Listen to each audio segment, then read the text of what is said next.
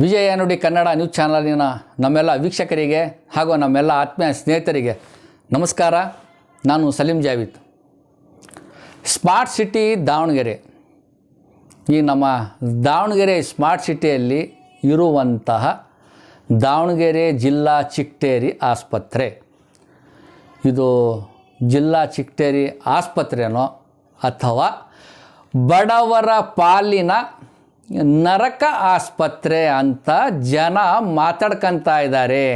ಯಾಕಂದರೆ ಇದರದ ಸಂಪೂರ್ಣ ವರದಿ ನಾವು ನಿಮಗೆ ನಮ್ಮ ಈ ವಿಜಯ ನುಡಿ ಕನ್ನಡ ನ್ಯೂಸ್ ಚಾನಲ್ನಲ್ಲಿ ತೋರಿಸ್ತೀವಿ, ತಾವು ವೀಕ್ಷಿಸಿ. ರೋಗಿಗಳು ಆಸ್ಪತ್ರೆಗೆ ಬಂದು ತಪಾಸಣೆ ಮಾಡ್ಕೊಂಡು ಆ ಔಷಧಿ ಚೀಟಿಗಳನ್ನು ತಗೊಂಡು ಹೊರಗಡೆ ಬಂದು ಏನು ಇಲ್ಲಿ ಕೌಂಟ್ರು ಮಾಡಿದ್ದಾರೆ, ಆಸ್ಪತ್ರೆಯಿಂದ ಇಲ್ಲಿ ಬಂದು ನಿಂತ್ಕೊಂಡು ಔಷಧಿ ತಗೊಳಕ್ಕೆ ಎಷ್ಟು ಕಷ್ಟ ಅನುಭವಿಸ್ತಾ ಇದ್ದಾರೆ, ಎಷ್ಟು ಪರದಾಡ್ತಾ ಇದ್ದಾರೆ. ಅವರು ಯಾವ ಸ್ಥಿತಿಯಲ್ಲಿ ನಿಂತ್ಕೊಂಡು ಮಾತ್ರೆಗಳನ್ನು ತಗೊಳ್ತಾ ಇದ್ದಾರೆ ತಾವು ಗಮನಿಸಿ. ಈ ವಿಡಿಯೋದಲ್ಲಿ ಇದೆ.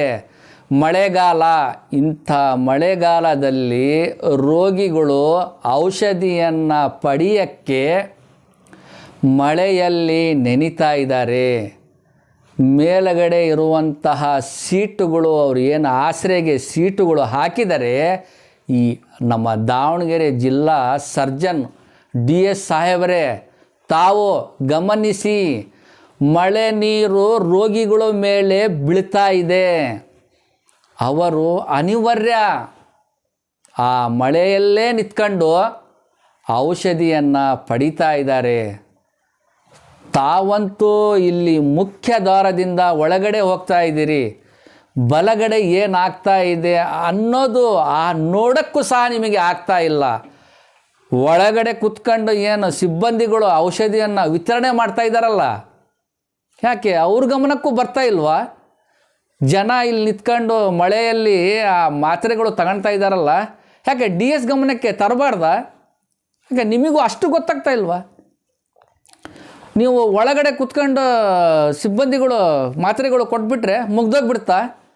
ಮಾನ್ಯ DS ಸಾಹೇಬ್ರೆ, ಏನಿದು ಅವ್ಯವಸ್ಥೆ? ಯಾಕೆ ನಿಮಗೆ ಇಷ್ಟು ಕಾಣ್ತಾ ಇಲ್ವಾ? ಈ ಮಳೆ ನೀರಲ್ಲಿ ನಿಂತ್ಕೊಂಡು ಜನ ಔಷಧಿ ಪಡಿತಾ ಇದ್ದಾರಲ್ಲ, ಇದಕ್ಕೆ ಜವಾಬ್ದಾರಿ ಯಾರು? ನಿಮ್ಮ ಬೇಜವಾಬ್ದಾರಿಯಿಂದ ಈ ಅವ್ಯವಸ್ಥೆ ಆಗಿರೋದು. ಹೌದು, ನಾವು ನಿಮಗೆ ಹೇಳ್ತಾ ಇದ್ದೀವಿ, ನಿಮ್ಮದೇ ಬೇಜವಾಬ್ದಾರಿ. ನಿಮ್ಮ ಬೇಜವಾಬ್ದಾರಿಯಿಂದ ಇಲ್ಲಿ ಜನ ಮಳೆಯಲ್ಲಿ ನಿಂತ್ಕೊಂಡು ಔಷಧಿ ಪಡಿತಾ ಇದ್ದಾರೆ. ಅಲ್ಲ ರೀ, ಆ ಬಡವರು, ಕೂಲಿ ಕಾರ್ಮಿಕರು, ವಯಸ್ಸಾದರು, ರೈತರು, ಈ ಬಡ ಜನ, ಈ ಬಡ ಜೀವಕ್ಕೆ ಬೆಲೆನೇ ಇಲ್ವಾ? ಯಾಕೆ ಇದು? ಅಲ್ಲ, ಇಷ್ಟ ನಿಮ್ಮದು ರಾಜಭಾರ ನಡೀತಾ ಇರೋದು ಅಂದರೆ ನೀವು ಏನು ಮಾಡ್ತಾಯಿದ್ರಿ ಅದನ್ನೇ ಸರಿನಾ? ನಿಮ್ಮ ಬಗ್ಗೆ ಸಾರ್ವಜನಿಕರು, ನಾವು ಸಹ ನಿಮ್ಮ ಮೇಲಧಿಕಾರಿಗೆ ದೂರು ಕೊಡ್ಬೋದು. ಕೊಡ್ತೀವಿ. 100ಕ್ಕೆ 100% ನಾವು ನಿಮ್ಮ ಮೇಲೆ ದೂರು ಕೊಡ್ತೀವಿ. ಆರೋಗ್ಯ ಸಚಿವರಿಗೆ, ಮಾನ್ಯ ಮುಖ್ಯಮಂತ್ರಿಗಳಿಗೆ ನಿಮ್ಮ ಬಗ್ಗೆ ದೂರು ಕೊಡ್ತೀವಿ. ಇಲ್ಲಿ ವಯಸ್ಸಾದರ ಮೇಲೆ ಆ ಮಳೆ ನೀರು ಬೀಳ್ತಾ ಇದೆ. ಈ ಅವ್ಯವಸ್ಥೆಗೆ ತಾವೇ ನೇರ ಹೊಣೆ. ಅರ್ಥ ಮಾಡ್ಕೊಳ್ಳಿ, ಯಾಕಿಷ್ಟು ಬೇಜವಾಬ್ದಾರಿ ಮಾಡ್ತಾ ಇದ್ದೀರಾ? ಇಲ್ಲಿ ಆ ಏನು ಮಾತ್ರೆಗಳು ಕೊಡ್ತಾ ಇದ್ದಾರಲ್ಲ, ಈ ಕೌಂಟ್ರ್ ಹತ್ರನೇ ಇಷ್ಟ ಅವ್ಯವಸ್ಥೆ ಇದ್ದರೆ ಆ ಒಳಗೇನಿರ್ಬೋದು? ಎಮರ್ಜೆನ್ಸಿ ರೂಮ್ಗಳು, ಆ ವಾರ್ಡ್ಗಳು, ಆ ವಾರ್ಡ್ ಹತ್ರ ಇರುವಂತಹ ಬಾತ್ರೂಮ್ಗಳು, ಅಲ್ಲ ರೀ, ಆ ಆಸ್ಪತ್ರೆ ಕಾಂಪೌಂಡ್ ತುಂಬ ಗಬ್ಬು ವಾಸನೆ ಹೊಡಿತಾ ಇದೆ. ಅಲ್ಲ ರೀ, ಅದು ಆ ಬ್ಲೀಚಿಂಗ್ ಪೌಡ್ರು ಸಹ ನಿಮಗೆ ಹಾಕಕ್ಕೆ ಬರ್ತಾ ಇಲ್ವಾ? ಯಾರ್ಯಾರೋ ಅದು ರಸ್ತೆಗೆ ಹೋಗೋರು ಎಲ್ಲರೂ ಆ ಬ್ಲೀಚಿಂಗ್ ಪೌಡ್ರ್ ಕ್ಲೀನ್ ಮಾಡ್ಕೊಂಡಿರ್ತಾರಲ್ರಿ. ಅಲ್ಲ, ಇಷ್ಟು ದೊಡ್ಡ ಆಸ್ಪತ್ರೆ, ಜಿಲ್ಲಾ ಆಸ್ಪತ್ರೆಯಲ್ಲಿ ಆ ಕ್ಲೀನ್ ನೀಟ್ನೆಸ್ ಅದು ಏನು ನಿಮಗೆ ಕಾಣ್ತಾನೆ ಇಲ್ವಾ? ಸುಮ್ಮನೆ AC ಕಾರಲ್ಲಿ ಹೋಗಿ AC ಕಾರಲ್ಲಿ ಬಂದು ಒಳಗಡೆ ಕೂತ್ಕೊಂಡು ನಿಮ್ಮ ಕೆಲಸ ಮುಗಿಸ್ಕೊಂಡು ನೀವು ಹೋಗ್ಬಿಟ್ರೆ ಅದು ಒಂದು ದೊಡ್ಡ ಸಾಧನೆ ಅಂತ ತಿಳ್ಕೊಂಡಿದ್ದೀರಿ. ಬಡವರ ಬಗ್ಗೆ, ಆ ವಯಸ್ಸಾದ ರೋಗಿಗಳ ಬಗ್ಗೆ ಗಮನ ಹರಿಸಿ, ಸ್ವಚ್ಛತೆಯನ್ನು ಕಾಪಾಡಿ. ಅಲ್ಲ ರೀ, ಈಗ ಯಾವ ಸ್ಥಿತಿ ಇದೆ ಅಂತ ನಿಮಗೆ ಒಂದು ದೊಡ್ಡ ಅನುಭವ ಇದೆ, ಆ ಮಾಹಿತಿನೂ ಸಹ ನಿಮಗೆ ಇದೆ. ಹಠಾತ್ ಸಾವು ಎಲ್ಲಿ ಬೇಕಲ್ಲಿ ಹಾರ್ಟ್ ಅಟ್ಯಾಕ್ ಆಗಿ ಸಾವು ಆಗ್ತಾ ಇದ್ದಾವೆ. ಗಮನ ಹರಿಸಿ ಅದಕ್ಕೆ ಒಂದು ಜಾಗೃತಿ ಮೂಡಿಸಿ ಏನಾಗ್ತಾ ಇದೆ, ನೀವು ಯಾವ ಥರ ಇರಬೇಕು, ಯಾವ ಥರ ನಿಮ್ಮ ಆಹಾರ ಪದ್ಧತಿಗಳು ಇರಬೇಕಂತ ಜಾಗೃತಿ ಮೂಡಿಸುವಂಥ ಕಾರ್ಯಕ್ರಮ ತಾವು ಮಾಡಬೇಕು. ಈ ವ್ಯವಸ್ಥೆನೇ ನಿಮಗೆ ಸರಿ ಮಾಡೋಕ್ಕಾಗ್ತಾ ಇಲ್ಲ, ನೀವು ಯಾವುದು ಮಾಡ್ತೀರಂತ ಅದು ಆ ದೇವರೇ ಬಲ್ಲ. ಅದು ನಾವು ನಿಮಗೆ ಒಂದು ಕಳಕಳಿಯಾಗಿ ಒಂದು ಮನವಿ ಮಾಡ್ತೀವಿ. ಇದಕ್ಕೆ ಜನ ಏನು ಮಾತಾಡ್ಕೊತಾ ಇದ್ದಾರೆ ಅಂತಂದರೆ, ಬಡವರ ಪಾಲಿನ ನರಕ ಆಸ್ಪತ್ರೆ ಅಂತ ಹೇಳ್ತಾ ಇದ್ದಾರೆ. ಯಾಕಂದರೆ ಅಷ್ಟು ಕಷ್ಟಪಡ್ತಾ ಇದ್ದಾರೆ, ಅವ್ರು ಹೇಳ್ತಾ ಇದ್ದಾರೆ, ತಪ್ಪಿಲ್ಲ. ನೀವು ಇದನ್ನು ಈ ವ್ಯವಸ್ಥೆ ಸರಿ ಮಾಡ್ಕೊಳ್ಳಿ, ಮಾಡಿರಿ. ಅಲ್ಲ, ಸೀಟ್ಗಳು ಹೊಸದು ಹಾಕಿದರೆ ಮುಗ್ದೋಯ್ತು, ಇಲ್ಲಕ್ಕೆ ಬೇರೆ ಒಂದು ಕೌಂಟ್ರಾರ ಮಾಡಿರಿ. ಒಳಗಡೆ ಎಲ್ಲಿ ಸೋರ್ತಾ ಇಲ್ವೋ ಅಲ್ಲೇ ನಿಂತ್ಕೊಂಡು ಔಷಧಿ ವಿತರಣೆ ಮಾಡ್ಬೋದು. ಯಾವುದಕ್ಕಾರ ಒಳಗೆ ಹೋಗ್ರಿ, ಚೀಟಿ ಬರ್ಸ್ಕೊಳ್ಬಿಡ್ತಾರೆ, ನೀವು ಹೊರಗೆ ಮಾಡಿಸ್ಕೊಳ್ರಿ. ಒಂದು ಎಕ್ಸ್ರೇ ಕರೆಂಟ್ ಇಲ್ಲ ಅಲ್ರಿ, ಆ ಜನ್ರೇಟ್ರ್ ವ್ಯವಸ್ಥೆ ಮಾಡೋಕ್ಕೆ ಬರಲ್ವಾ? ಕೋಟ್ಯಾಂತರ ರೂಪಾಯಿ ಹಣ ನಮ್ಮ ದಾವಣಗೆರೆ ಜಿಲ್ಲಾ ಆಸ್ಪತ್ರೆಗೆ ಸರ್ಕಾರ ಕೋಟ್ಯಾಂತರ ರೂಪಾಯಿ ಅನುದಾನ ಕೊಟ್ಟಿದೆ. ಸದ್ಬಳಕೆ ಮಾಡ್ಕೊಳ್ಳಿ. ಸಾರ್ವಜನಿಕರಿಗೆ ಏನು ಸೌಲಭ್ಯ ಬೇಕು ಆ ಸೌಲಭ್ಯವನ್ನು ತಾವು ಕೊಡಿ. ನೀವೇ ಖುದ್ದು 10 ನಿಮಿಷ ಬಂದು ಈ ಕ್ಯೂವಲ್ಲಿ ನಿಂತ್ಕೊಂಡು ನೀವು ಆ ಮಾತ್ರೆಗಳನ್ನು ತಗೊಳ್ಳಿ. ಬರೀ ಕ್ಯೂವಲ್ಲಿ ನಿಂತ್ಕೊಂಡು ಬಿಡಿ, ನೀವು ಮಳೆಯಲ್ಲಿ ನೋಡೋಣ.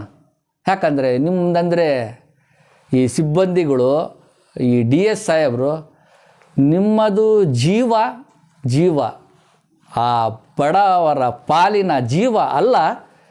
ಏಕೆ ಇವ್ರ ಜೀವ ಅಲ್ಲ ಇದು? ಅರ್ಥ ಮಾಡ್ಕೊಳ್ಳಿ. ಕಷ್ಟ ಅವರು ಅನುಭವಿಸ್ತಾ ಇದ್ದಾರೆ, ತಾವು ಒಳಗಡೆ ಕೂತ್ಕೊಂಡಿದ್ದೀರಿ, ಗಮನ ಹರಿಸ್ತಾ ಇಲ್ಲ. ನಿಮ್ಮ ಮೇಲೆ ಜನ ಬೇಸರ ವ್ಯಕ್ತಪಡಿಸ್ತಾ ಇದ್ದಾರೆ. ನಮ್ಮ ಮಾನ್ಯ ಸಂಸದರು, ಶಾಸಕರು, ಸಚಿವರು ಇತ್ತ ಕಡೆ ಸ್ವಲ್ಪ ಗಮನ ಹರಿಸಿ. ನಮ್ಮ MP ಮೇಡಮ್ ಅವರು ಬಹಳಷ್ಟು ಕಡೆ ಅವರು ಹೋಗ್ತಾ ಇದ್ದಾರೆ. ಆರೋಗ್ಯ ಇಲಾಖೆಯವರ ಬಗ್ಗೆ ಬಹಳ ಗಮನ ಕೊಡ್ತಾ ಇದ್ದಾರೆ. ಭಾಳ ಹತ್ತಿರದಲ್ಲಿ ಇದ್ದೀರಿ. ತಾವು ಇವರ ಬಗ್ಗೆ ಸ್ವಲ್ಪ ಗಮನ ಹರಿಸಿ. ಇಲ್ಲಾಗಿರುವಂಥ ಅವ್ಯವಸ್ಥೆ ಕಡೆ ಈ DS ಸಾಹೇಬರಿಗೆ ತಾವು ಕರೆದು ಮಾತಾಡಿ. ಇಲ್ಲಿ ಜನ ತುಂಬ ಕಷ್ಟಪಡ್ತಾ ಇದ್ದಾರೆ. ಎಲ್ಲದಕ್ಕೂ ನೀವು ಏನಾರ ಹೋಗ್ರಿ, ಸ್ಕ್ಯಾನಿಂಗ್ ಮಾಡಿರಿ, ಹೊರಗಡೆ ಬರ್ತು ಕೊಡ್ತಾರೆ.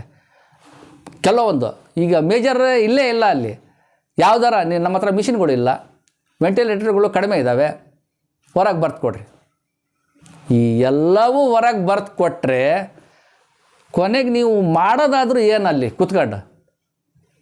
ನಿಮ್ಮ ಹತ್ರ ಏನಾದರೂ ಸೌಲಭ್ಯ ಬೇಕಂದರೆ ಸರ್ಕಾರಕ್ಕೆ ನೀವು ಆ ಪ್ರಸ್ತಾವನೆ ಸಲ್ಲಿಸಿ, ಕೇಳ್ರಿ, ಅನುದಾನ ಪಡೀರಿ, ಮಾಡಿರಿ. ಅದು ಆ ಅವಕಾಶ ಸರ್ಕಾರ ನಿಮಗೆ ಕೊಟ್ಟಿದೆ, ಅದನ್ನು ಸದ್ಬಳಕೆ ಮಾಡ್ಕೊಳ್ಳಿ. ಎಲ್ಲದಕ್ಕೂ ಹೊರಗೆ ಕೊಟ್ಟರೆ ಅದಕ್ಕೆ ಒಂದು ಸಜೆಷನ್ ಅಲ್ಲ ಅದು. ನಮ್ಮ ವಿಜಯ ನುಡಿ ಕನ್ನಡ ನ್ಯೂಸ್ ಚಾನಲ್ ಮುಖಾಂತರ ನಾವು ನಿಮಗೆ ಒಂದು ಕಳಕಳಿಯಾಗಿ ಒಂದು ಮನವಿ ಮಾಡ್ತೀವಿ. ಇಲ್ಲಿ ತುಂಬ ತೊಂದರೆ ಆಗ್ತಾ ಇದೆ. ಏನು ಔಷಧಿ ತಗೊಳ್ತಾ ಇದ್ದಾರಲ್ಲ, ಅಲ್ಲಿ ಜನಗಳು ಕಷ್ಟ ಅನುಭವಿಸ್ತಾ ಇದ್ದಾರೆ. ತಾವು ಈ ವ್ಯವಸ್ಥೆಯನ್ನು ಆದಷ್ಟು ಬೇಗ ಸರಿಪಡಿಸ್ತೀರಂತ ನಾವು ಸಹ ಭಾವಿಸಿದ್ದೀವಿ. ಇಲ್ಲಿ ಮಳೆಯಲ್ಲಿ ನೆನೀತಾ ಇರುವಂತಹ ರೋಗಿಗಳು ಸಹ ಭಾವಿಸಿದ್ದಾರೆ. ತಾವು ಇತ್ತ ಕಡೆ ಗಮನ ಹರಿಸಿ ಇಲ್ಲಿ ಆಗಿರುವಂಥ ನ್ಯೂನತೆಗಳು ಸರಿಪಡಿಸ್ತೀರಂತ ನಾವು ಭಾವಿಸ್ತೀವಿ. ನಮಸ್ಕಾರ.